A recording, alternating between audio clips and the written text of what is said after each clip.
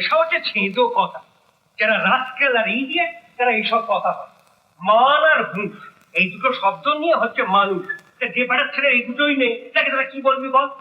মানুষ। ঠিক বলেছিস, মানুষ। ওকে চুপসে দে, ফাটিয়ে দে।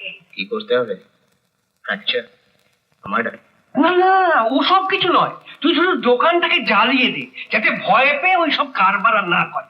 তার জন্য তুই একটা বোমা টোমা। ওদের কিছু হবে না। কেন? ওর মতো ছেলে যে লাজ লজ্জা ছেড়ে ব্যবসা নেমেছে, ওকে বোমা মেরে আগুন জ্বালিয়ে ওকে ভয় দেখাবেন না? ওকে তো ছোটবেলা থেকে চিনি। ধরে সেটা সহজে ছাড়ে না। তুই একবার করে দেখ না, তখন ওর কত মুড়ো তখন বুঝতে পারবি। ছাড়ুন না, যা করছে ওকে করতে দিন। তুই বুঝতে পারছিস না, আমার ইজ্জত নিয়ে খেলা করছে। চুপ। আপনি নিজের ইজ্জতের কথা বলছেন দা? কিছু না করতে পারলে একটা বেকার ছেলের মনের অবস্থাটা কেমন হয় একবার ভেবে দেখেছেন? এই জ্ঞান দিতে শুরু করেছে। আরে আমি তোকে অনেক টাকা দেব। অভাবে স্বভাব নষ্ট করে গুন্ডা বদমাশে খেতাব হয়তো আমি পেয়েছি, কিন্তু কয়েকটা টাকার জন্য এত বড় অন্যায় আমি করতে পারবো না। এখন আপনি আসতে পারেন। ঠিক আছে, তোমার মতো এইরকম কারবারই আমার অনেক জানা আছে।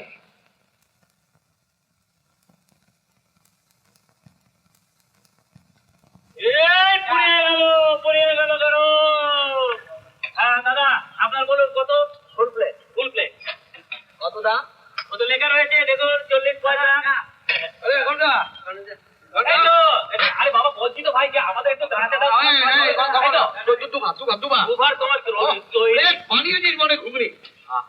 নেশা ধরিয়ে দিই। কি পাগলের মতো বলে, এটা ঘুগনি কি গো? এতবার করে তোমায় বলে মনে রাখতে পারো না? Minu piece. Minu piece, Minu piece. আজও কি সারা রাত মাছ ধরবে? তোমার 3 রাত শুধু মাছই ধরা। আচ্ছা, আর কাকে দেবো?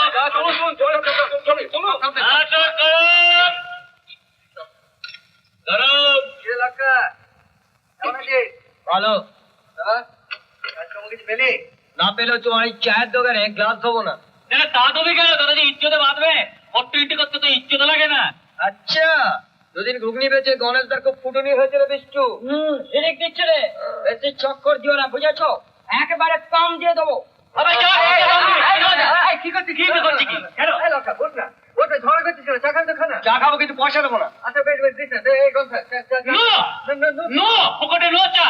বলি মাগনা মাগনা না, মাগনা চা খাবে। পয়সা বলো, একেবারে জায়গায় 6 কাপ চা দিয়ে চায়ের আমি ইয়ে করে মাল বের কর।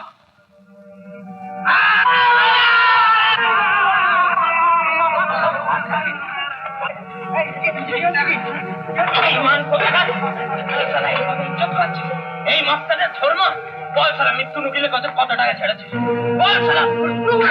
অন্য করে